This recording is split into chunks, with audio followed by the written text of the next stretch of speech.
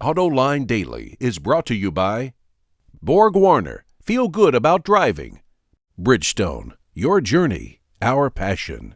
And by Dow Automotive Systems, improving durability and increasing design flexibility with Betamate structural adhesives at dowbetamate.com. Welcome to AutoLine Daily as we keep you up to date on the latest developments in the global automotive industry. Back in March, Chrysler fired a UAW worker because he publicly protested the new work schedule at one of the company's stamping plants, and he blabbed about the production status there. Well, Chrysler just quietly hired him back.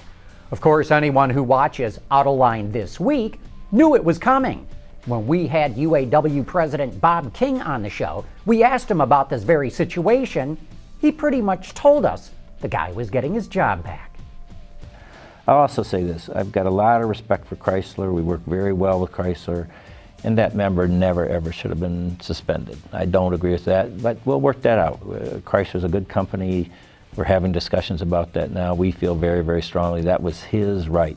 And he was protesting us, but we're saying he's got a right to protest us. That's America. Was that the reason, though? Because there was other information coming out of people in the plant sharing quality problems. You know, and I don't want to get into all the details of it because, again, we have a very solid relationship. We haven't had a problem come up in Chrysler that somehow mutually we haven't been able to find a resolution that works both for the company and for the union. I'm very confident in this situation. We'll find a way to resolve the issue. It's a good example of something that we disagree on, but we're not letting that destroy the relationship. We work together every day. Speaking of Chrysler, it's going to drop the Dodge Avenger, according to the Detroit Free Press. If you ask me, that's kind of a risky move because it is the best-selling model in the Dodge lineup. In its place, the company is going to move production of the Dodge Journey out of Mexico to the plant in Sterling Heights, Michigan, where the Avenger was made. That plant is also home to the Chrysler 200. The Journey will be redesigned to go on the Alfa Romeo Giulietta platform, as will the upcoming Chrysler 200. And of course, the Dodge Dart is based on that platform already. Insiders say the new Chrysler 200 is the most dramatically styled car to come out of the company in a long time. Is BMW looking at moving more upscale?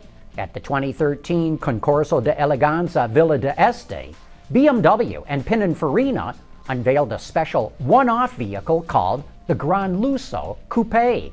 This long, sleek-looking car is the interpretation of a BMW coupe seen through the eyes of Pininfarina.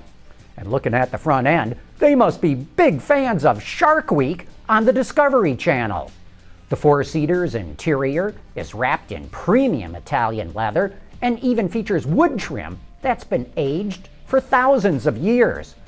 While there aren't plans to sell it at the moment, Ward's Auto reports that the company would consider it if research showed they could find 5,000 buyers who are willing to pay 200,000 euros.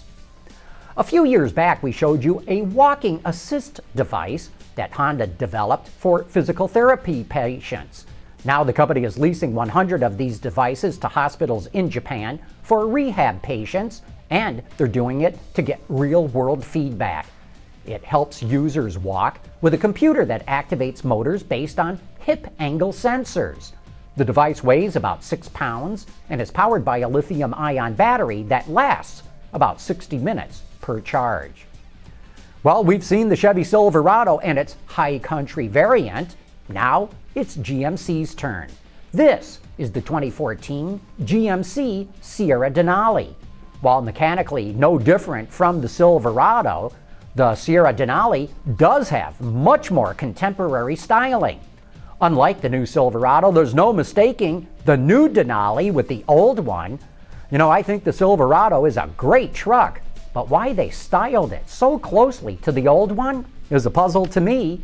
My bet is that on a percentage basis, the new Denali Sierra will do better than the new Silverado.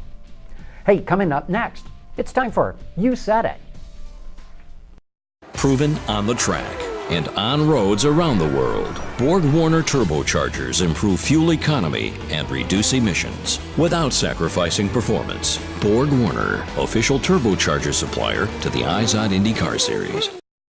And now it's time for some of your feedback. Pedro Fernandez saw Autoline this week where the topic was about making vehicles lighter, and he had this reaction to Carla Belo, the head of product planning for Nissan in the Americas. The Nissan lady and others speak of the need for lighter cars, but in actuality, they're all getting heavier and bigger. When are we going to start seeing these so-called lighter vehicles? Well, Pedro, it is actually starting to happen. For example, I believe the new Nissan Altima is the lightest car in its class. But to your point, we're not going to see dramatic reductions in weight reduction until 2017 or so. That's when the fuel economy standards really start to ramp up, and that's when new car prices are going to start ramping up too, because those lightweight materials are going to add a lot of cost. Fatboy 19831 was impressed by Carla Belo. Nice to see women that are at the top of their field in the automotive world. As an industry, we're getting there, Fatboy. Slowly, but we are getting there. Revamped wants to know, is Chevy still going to make a Colorado diesel for the U.S. market? Well, when we had Mike Segrist on Autoline After Hours last week talking about the Chevy Cruze diesel, we asked him about that kind of application. All he would say is he cannot talk about future product. And that suggests to me that a Colorado diesel is part of that future product. Ghost Jerker wants to know why Porsche would price the new 918 at $845,000. Why not round the price up to $918,000, he says, consistent with its 918 units, 918 release date, and round the horsepower up to 918 while you're at it. Hey, listen up, Porsche. I think Ghost is onto something, and I'm sure they'd still sell out even if you raise the price by $73,000. Todd T. has some interesting insight on that report we covered from the website 24/7 Wall Street, which predicted that Mitsubishi, Volvo, and Road & Track would go out of business in the American market. You should know the moron running 24/7 Wall Street is also the one that predicted Kia would leave the market a few years ago. It was what caused the dismissal of a great PR guy from Kia. This guy only cares about making sensational headlines. I, for one, would be sincerely grateful if you didn't help him. Todd, thanks for that input. We will never repeat anything from that website again. I promise you. Wayne had this to say about Ford's announcement. It will stop manufacturing in Australia. Sad to hear the news. We in this part of the world will miss Ford, and of course it may also mean that Holden will follow soon after leaving a big hole in the employment and economy of Australia. We will still be able to buy imported models, but the cost will be so much more, not only in dollar terms.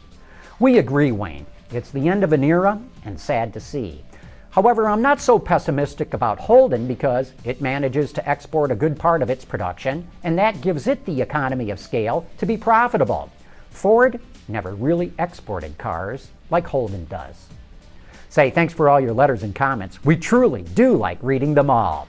Hey, before I go, I want to remind you that our guest on Autoline After Hours tomorrow night is Jeff Owens, the Chief Technology Officer at Delphi, and he's got some interesting technology to talk about. So if you have questions about the kind of technology automakers are working on, tomorrow night is your chance to ask them. But that wraps up today's report. Thanks for watching. We'll see you tomorrow.